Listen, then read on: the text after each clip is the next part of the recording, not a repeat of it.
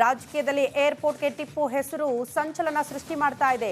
ಯಾವ ಏರ್ಪೋರ್ಟು? ಮೈಸೂರು ಏರ್ಪೋರ್ಟ್ಗೆ ಟಿಪ್ಪು ಹೆಸರಿಡಬೇಕು ಅಂತ ಕಾಂಗ್ರೆಸ್ ಶಾಸಕರು ಈ ವಿಚಾರವನ್ನ ಪ್ರಸ್ತಾಪ ಮಾಡಿದ್ದಾರೆ. ಇದೇ ಈಗ ರಾಜ್ಯ ರಾಜಕೀಯದಲ್ಲಿ ದೊಡ್ಡ ಮಟ್ಟದ ಸಂಚಲನಕ್ಕೆ ಕಾರಣ ಆಗಿರುವಂತಹ ವಿಚಾರ. ಕಾಂಗ್ರೆಸ್ ನಾಯಕರು ಮೂರ್ಖರು ಅಂತ ವಿಜೇಂದ್ರ ಹೇಳಿದ್ದಾರೆ. ರಿಪಬ್ಲಿಕ್ ಕನ್ನಡದಲ್ಲಿ ವಿಜೇಂದ್ರ ಎಕ್ಸ್ಕ್ಲೂಸಿವ್ ಆಗಿ ಮಾತನಾಡಿದ್ದಾರೆ. ಏರ್ಪೋರ್ಟ್ಗೆ ಟಿಪ್ಪು ಹೆಸರು ಇಡೋದಕ್ಕೆ ಮುಂದಾಗ್ತಿದ್ದಾರೆ. ಕಾಂಗ್ರೆಸ್ ನಾಯಕರು ಮೂರ್ಖರು ಅಂತ ವಾಗ್ದಾಳಿ ನಡೆಸಿದ್ದಾರೆ. ಮತ್ತೊಂದೆಡೆ ಟಿಪ್ಪು ಜಯಂತಿ ಆಚರಣೆಗೆ ವಿರೋಧ ವ್ಯಕ್ತಪಡಿಸಿದ್ದಾರೆ.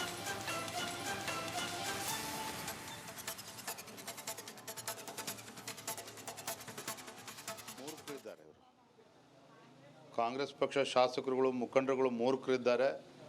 ಅವರು ಇಡಂತ ಪ್ರಯತ್ನ ಮಾಡಲಿ, ಆಮೇಲೆ ಇದಕ್ಕೆ ಉತ್ತರವನ್ನು ಕೊಡ್ತಾರೆ. ಮೂರ್ಖರಿದ್ದಾರೆ ಇವರು. ಕಾಂಗ್ರೆಸ್ ಪಕ್ಷ ಶಾಸಕರುಗಳು ಮುಖಂಡರುಗಳು ಮೂರ್ಖರಿದ್ದಾರೆ. ಅವರು ಇಡಂತ ಪ್ರಯತ್ನ ಮಾಡಲಿ, ಆಮೇಲೆ ಇದಕ್ಕೆ ಉತ್ತರವನ್ನು ಕೊಡ್ತಾರೆ. ಟಿಪ್ಪು ಜಯಂತಿಯ ಮುನ್ನೆಲೆಗೆ ಬಂದಿರುವಂಥದ್ದು ಕಾಂಗ್ರೆಸ್ ಶಾಸಕರೇ ಮತ್ತೆ ಟಿಪ್ಪು ಜಯಂತಿಯನ್ನು ಮಾಡಬೇಕು ಅಂತ ಹೇಳ್ತಿರೋದು. ಒಂದು ಕಡೆ ಮುಖ್ಯಮಂತ್ರಿಗಳು ಹೇಳ್ತಾರೆ ಅಲ್ಪಸಂಖ್ಯಾತರಿಗೆ 10,000 ಕೋಟಿನ ಕೊಡ್ತೇನೆ ಅಂತೇಳಿ ಘೋಷಣೆ ಮಾಡ್ತಾರೆ.